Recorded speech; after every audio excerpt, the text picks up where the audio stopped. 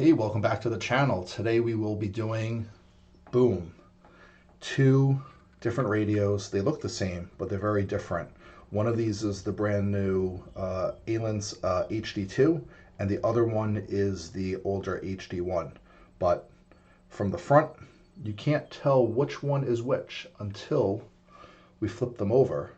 So the one with the orange button on top is the HD2. So you'll notice that it has the third programmable button, which is nice on top, whereas the older radio, the HD1, does not have that, but does have some little colored dots indicating which way you turn the channel selection knob. So that's the top. Otherwise, there's no difference. On the front, you'll notice a slight difference in terms of logo of how Alin's brand looks, so slightly different font. The sides look the same. It has the same has the same button sequence on the side, and also on the opposite side is the removable cover, which also looks slightly different, but the same pinout exists for external microphones and stuff like that.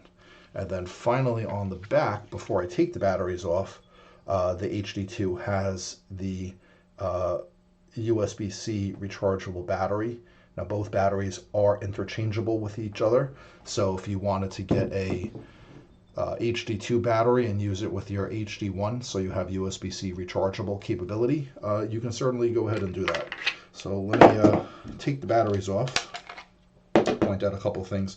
So this is the back of the HD1, and you can see here the serial number and also the fairly bogus FCC ID number, which we'll talk about a little bit later. And then here is the HD2.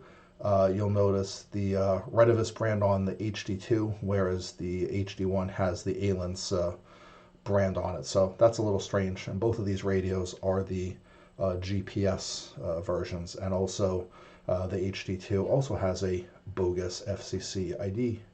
So let's take this apart and see what's on the inside of the new HD2.